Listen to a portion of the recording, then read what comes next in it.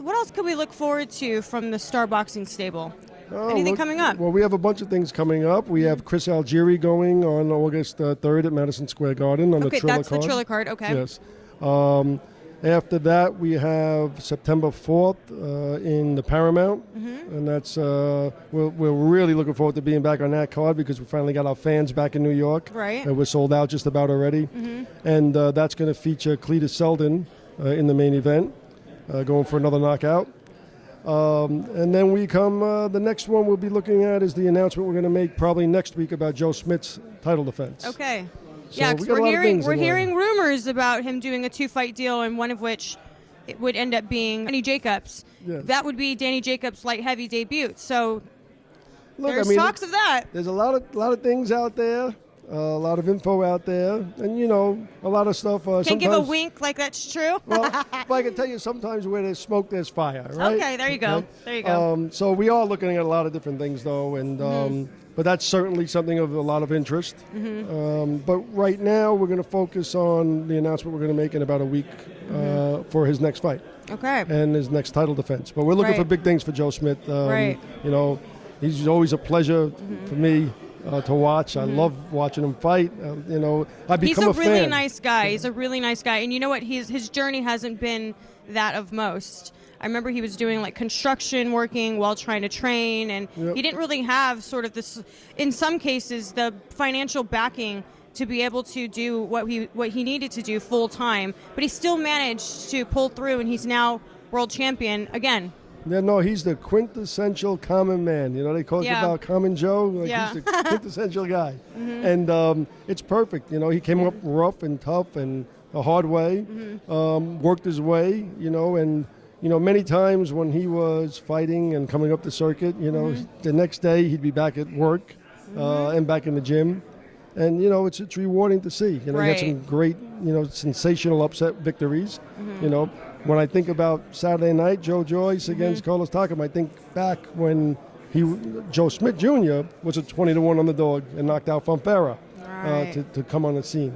So Joe Smith has always given me that, euphoria in the game. And being in the business, I've been in the business all my life, my whole life, from when I boxed when I was young, straight through to, 30 years in the business promoting.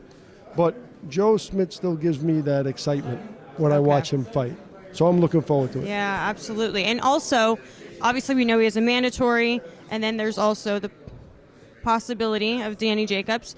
But we would like to obviously see him in the ring with Bivol and Beterbiev at some point in the next year, I would say. What's the likelihood of that happening? Because a lot of people keep asking for these unification fights. Well, look, I'd love to fight Beterbiev.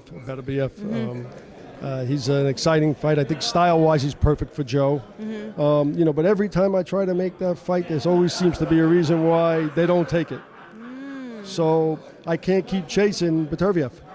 See, the assumption is that there's not any talk at all. So it's surprising for me to hear that you have been chasing them, because I thought nothing was even being discussed. No, look, it's a fight that, as you know, before we won the World Championship, that was the goal. Right. To fight next. Right.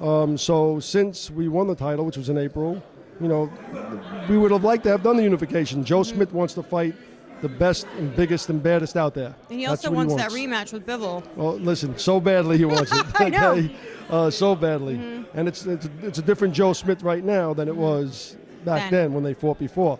So I think what Bivol will find is that 10th round, when he was just about out at the end, would be starting from the beginning. But I think in certain respects, Bivol, has got to bring up his stature again as well. Beterbiev is a big fight. It would be a nice fight. Did you hear about chasing it? Did you hear about the talks of a possibility of Canelo versus Beterbiev? Yeah, and I saw that they put Joe's name in that article when they did it. But again, look, I don't know what they're looking to do, Beterbiev. I'm hearing he might have to do his mandatory now since he hasn't done anything other. Whatever he does, if they ever really want to sit down and make a deal, we'd love to have that fight. That's good to Joe know. Smith, by the way, has told me, what he had said? He wanted Beterbiev. He wants the biggest, baddest guys out there. We want to get Beterbiev before anybody else beats him.